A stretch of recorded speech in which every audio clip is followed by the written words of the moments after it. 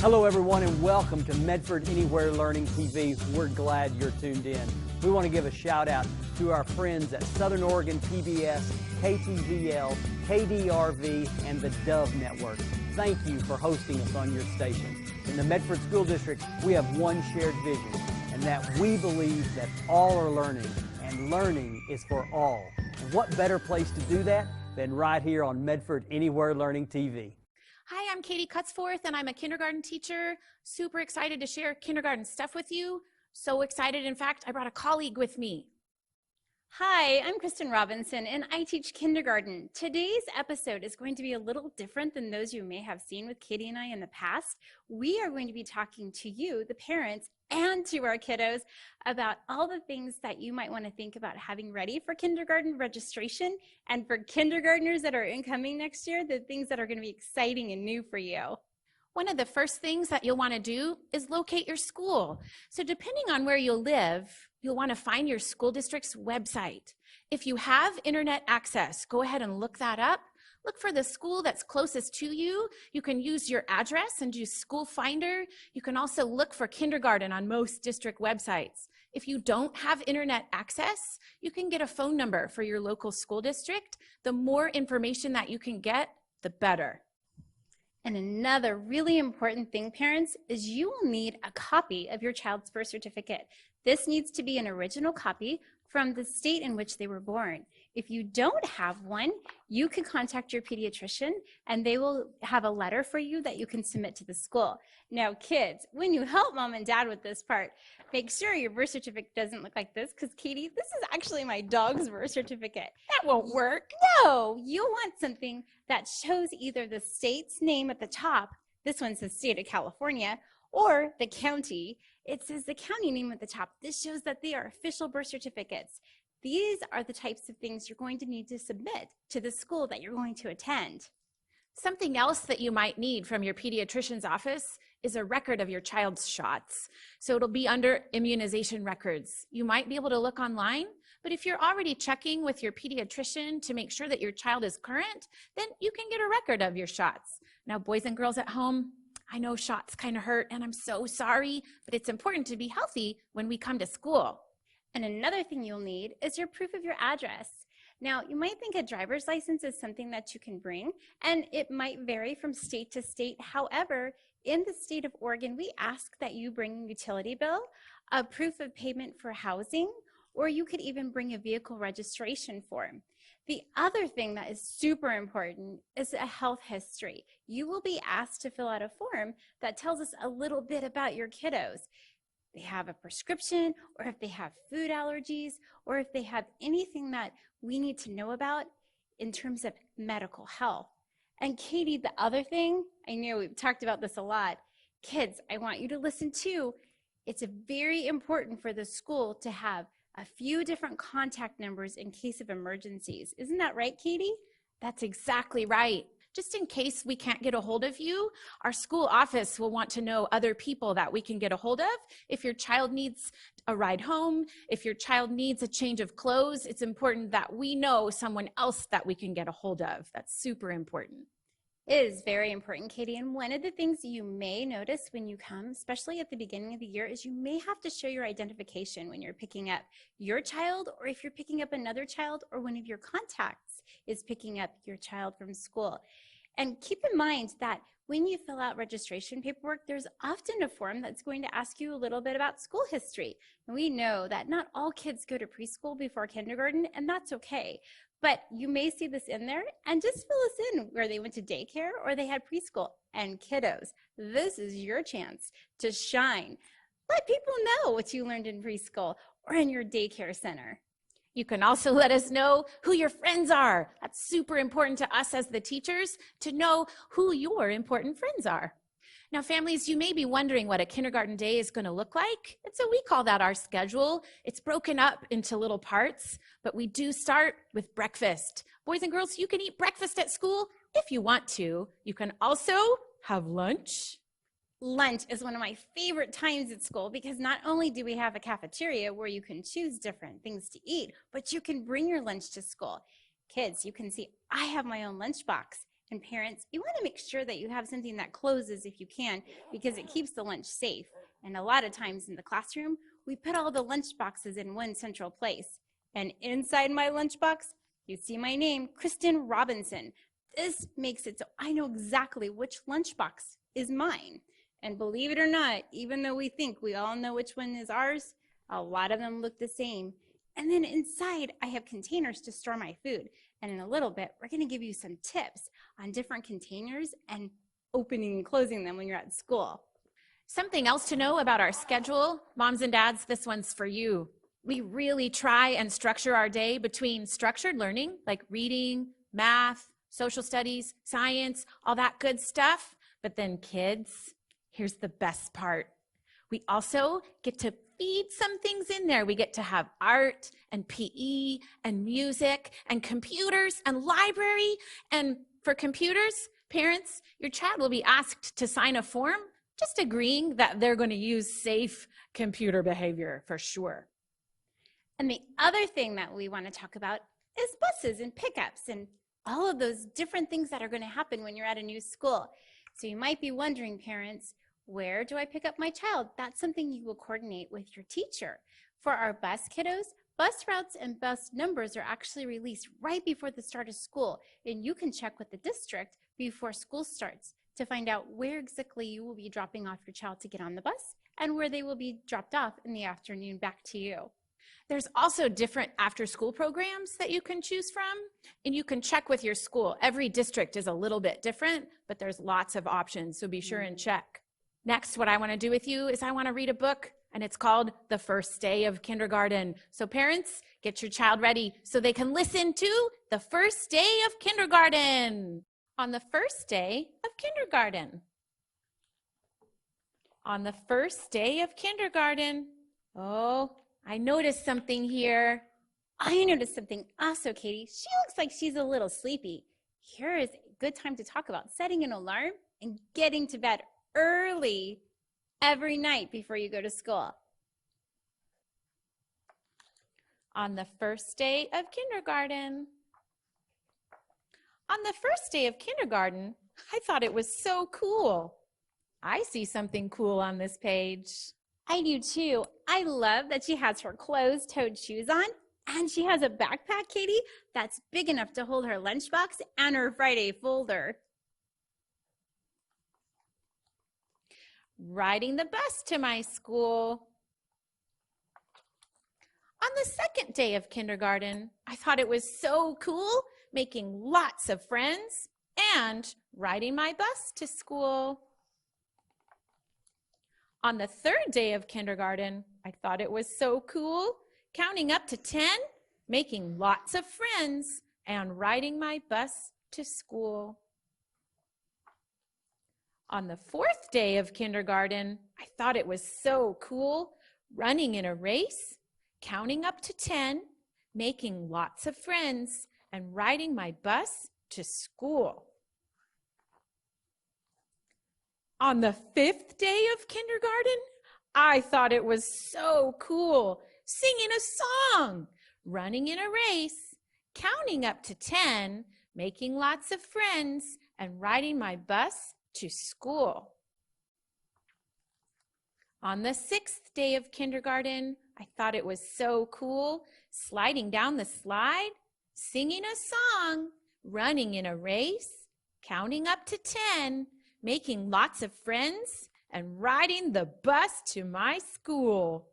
Whoa, this sounds fun. On the seventh day of kindergarten, I thought it was so cool, sorting by shapes, sliding down a slide, singing a song, running in a race, counting up to 10, making lots of friends, and riding the bus to my school. On the eighth day of kindergarten, I thought it was so cool, sharing a story, sorting by shapes, sliding down the slide, singing a song, running in a race, counting up to 10, making lots of friends, and riding the bus to my school. On the ninth day of kindergarten, I thought it was so cool.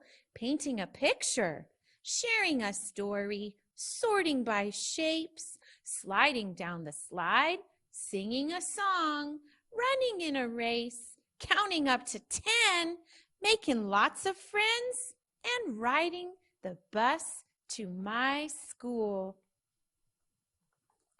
On the 10th day of kindergarten, I thought it was so cool. Laughing at lunch, painting a picture, sharing a story, sorting by shapes, sliding down the slide, singing a song, running in a race, counting up to 10, making lots of friends, and riding the bus to my school.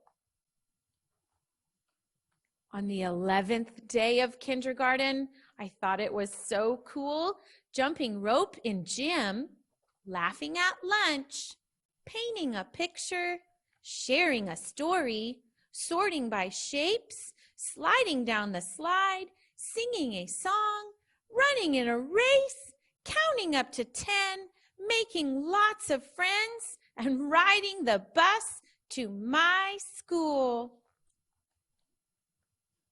On the 12th day of kindergarten, I thought it was so cool, going on a field trip, jumping rope in gym, laughing at lunch, painting a picture, sharing a story, sorting by shapes, sliding down the slide, singing a song, running in a race, counting up to 10, making lots of friends, and riding the bus to my school. We love school.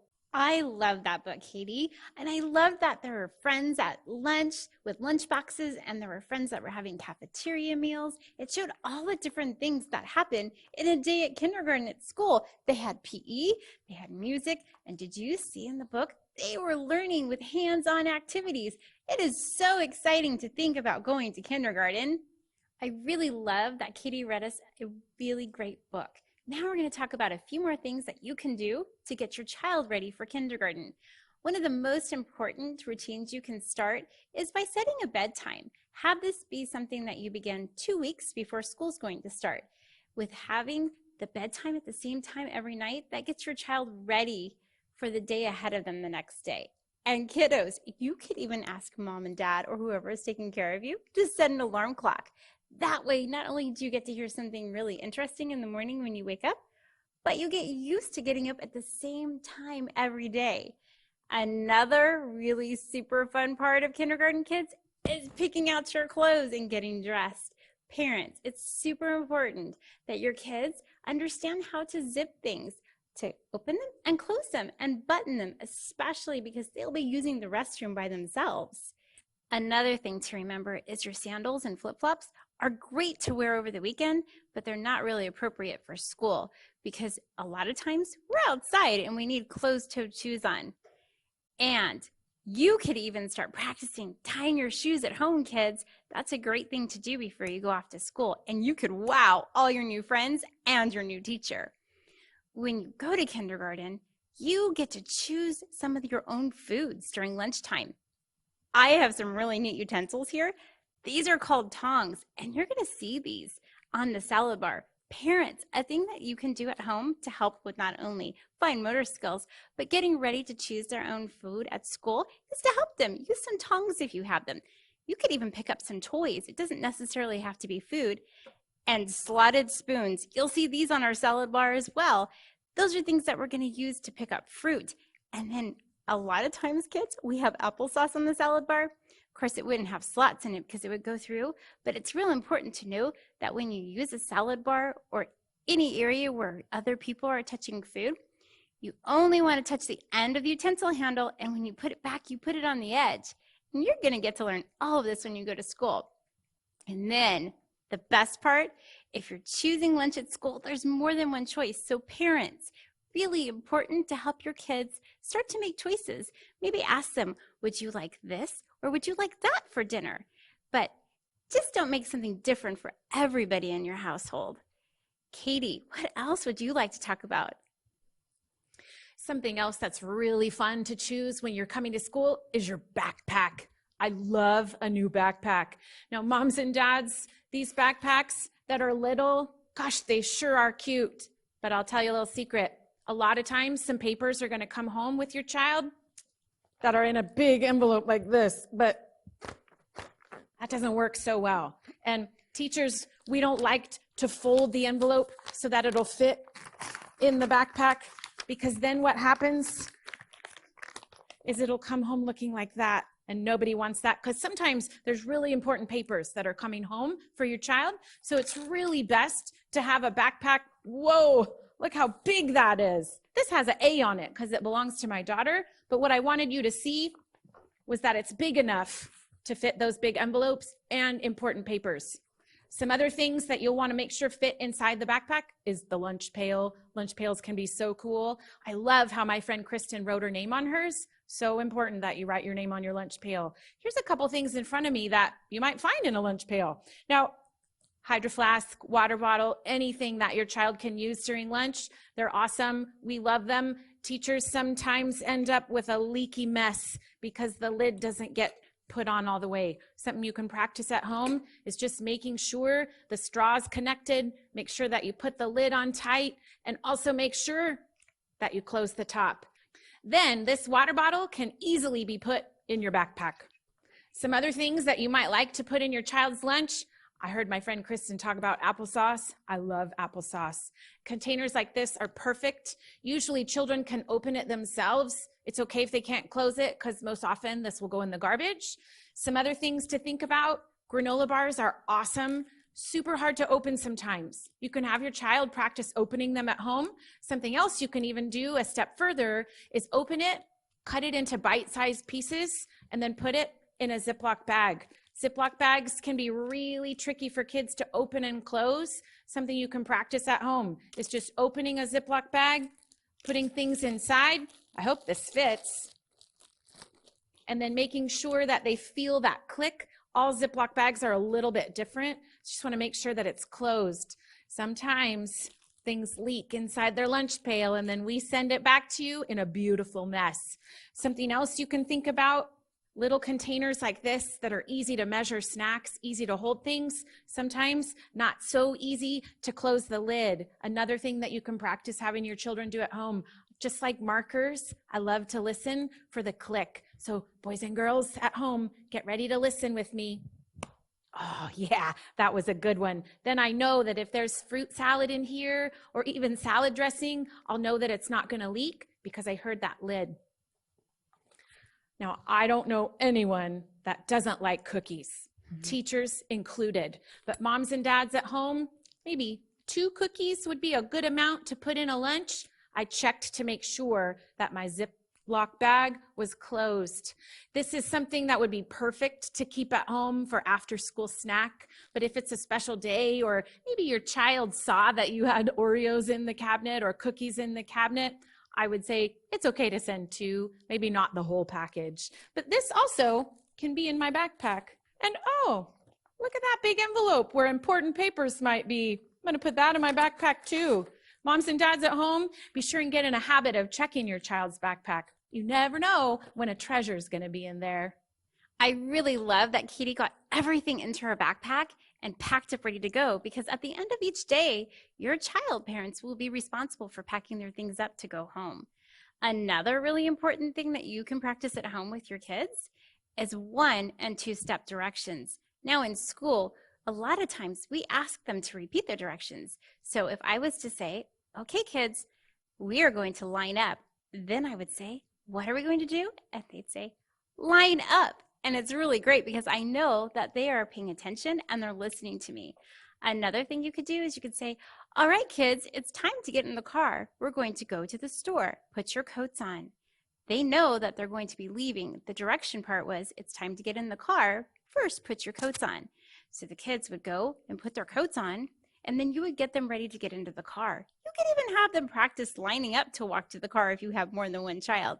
And kids, this is a really good time to show off putting on your coat or putting on your shoes, whatever you need to leave your home to go run an errand with mom or dad. Another handy thing that you can practice at home is have your kiddos sit on the carpet and listen to these instructions or read them a book, because the more they build their attention level, the easier it will be for them when they get into school. They'll be in a large group of kiddos usually on the carpet, and sometimes it's a little bit distracting. So this is a perfect opportunity to talk to them about things they can do to focus. Another really important thing that you can work on with your kids at home is large motor skills. This is running and jumping and skipping, jump roping if you have one, and practicing standing on one leg, because balance is very important. And kids, all of this might look like practice, but it's really super fun play. Because when you get to school, you're going to get to have recess and PE. You'll be ready when you practice all of your large motor skills. Katie, I see you have some crayons and scissors over there. That's right, Kristen. Crayons and scissors and pencils, all of those things use fine motor, fine muscles. Those are the little muscles, like in our fingers. So there's a couple things that you can do, moms and dads, at home to practice with pencil grip and proper scissor use. I know it's hard, but sometimes when I get really excited to color and I choose a crayon, I want to grab it with all my might so I can color and color and color, but whoa, that's not going to work for very long. A good thing to think about is just pinch. You can just take 2 fingers like this, grab that crayon. You can even tuck something in the rest of your hand. It's really hard to do, but with practice, piece of cake. Something else to think about, moms and dads, is scissors. I know scissors can be scary because you might get a haircut or a new hole in your favorite shirt. We don't want any of those things. We do work on these skills at school, but it's something you can help teachers with by starting at home. If you have a pair of child scissors, what you'll notice, one opening is smaller than the other. The smaller opening is for your thumb. And if you go like this, yay, cutting is so fun. Your thumb is already going up. And if you put that hole going up, you're already ready.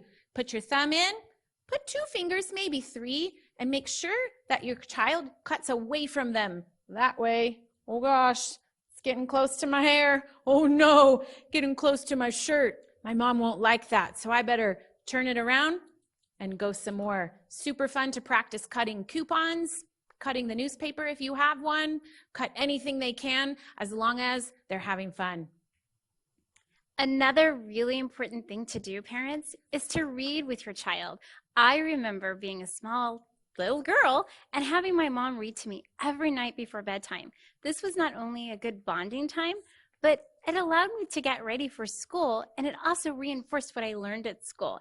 And kids, it's really fun to be able to pick out the book that you would like to hear at bedtime. I love that my friend Kristen mentioned choosing a book at bedtime.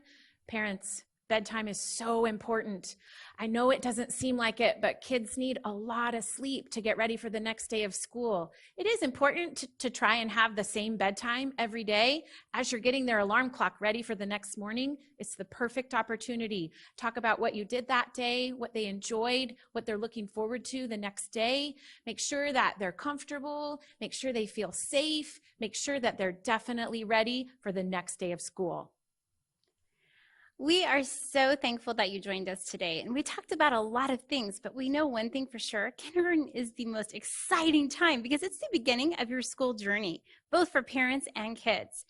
Just some things to remember: that all districts may vary on the start date as well as what they require for forms.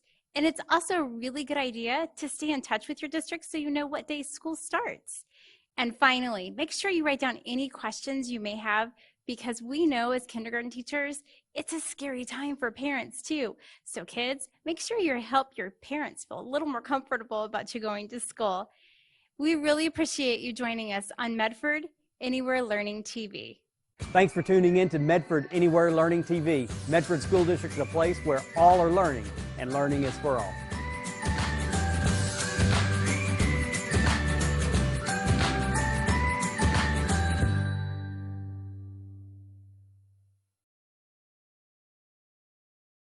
So nice to meet you too, Dr. Champion. And yes, I have a couple of questions. This one's quite serious. All right. So, from one champion to another, who are you going to root for? Well, what are my options? South Medford Panthers, North Tornadoes. Whatever team is representing Medford, I guarantee that's the team that I'm going to be rooting for sure. If you got to make a holiday, what would it be? Make a holiday. I think I would go with Color Day. Late January, when it's real dark and cold outside, we have our holiday, which is Color Day. And on Color Day, everybody wears their bright colors, like your bright pink. All the cakes are multicolored cakes, and there's confetti and things going up in rainbows, and you name it, there's color everywhere. And we take the gray world and we make it colorful. How's that sound? Good. It's pretty good. Thanks. What state are you from? I grew up and spent most of my life in Texas. I was born in a small town right in the center of Texas. I started teaching at an elementary school in Houston, Texas. And I taught elementary theater arts for a number of years in the Austin area. Have you been on Pottermore before? Have I been on what? Pottermore. What is that? It's a Harry Potter app. Yes. So you can take quizzes on it, and like, what's your Patronus and what's your house? What's your Patronus? It's a type of dog. I think it's a terrier. That's so awesome. I'm afraid I'd get on there and be like, my Patronus would be like a chipmunk or something. I mean, I want something ferocious and incredible. I mean, I'm nervous to do this whole Potter, what's it called? Pottermore. Pottermore. That's awesome. What house are you? Hufflepuff. All right, Hufflepuff. That's awesome. I've always appreciated Hufflepuff. Other countries, such as Finland, they have technology classes such as coding and computing. Do you think our school district could have the budget to implement those kinds of classes in schools? Great question. As a matter of fact, it's something that the Medford School District has prioritized over the last few years. We've got, for example, the Chromebook rollout that's starting this year with 9th grade, which offers an opportunity for a tool for our students and teachers to be able to access technology very easily, literally in their hands. However, we know that coding is a skill that can grow, and it's definitely something that we are considering looking toward for the future.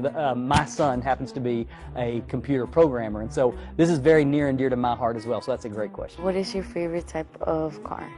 My favorite type of car is one that runs, that has an air conditioner, and that's pretty much it. I also like good gas mileage. Get me there safely, and have an air conditioner.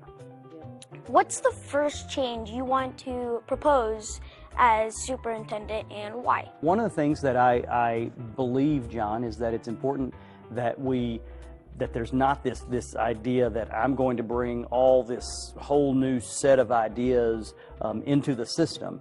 That actually what we need to do is together, with teachers and with principals and with students and with all of us, the board, coming together and saying, here's who we want, here's who we want to be, here's where we want to go, and then let's talk about then how we get there. So this idea that I'm some sort of magician who has all the tricks to make all those things happen, that's not the way it works. What happens is we together have the best ideas together. And so one of the pieces that I want to bring is to make sure that we're doing that we're bringing the voices of teachers and students and principals, central office folks, and the community together so that we can make some things better. Do you go to different schools, or were you a teacher? Yeah, so I do go to different schools. No, like, are you a sub or a teacher? Oh, got it. So I am not a sub or a teacher right now. I do sometimes go into classrooms, though. I love that, and I love the opportunity to hang out with students and do some teaching. I love it. And it makes me thrilled that for our teachers who do that every day, because it's incredible. They do incredible hard work, wouldn't you say? Yes, they do. They do. They really do. I agree. They do really hard work every day to make sure their students are safe and healthy and not getting sick. And learning. And learning as well. And learning. I mean, all those things is what a great teacher does. And so getting the opportunity to go see the teachers do that is one of my favorite things to do, for sure. Yeah, it is. Yeah, it's true.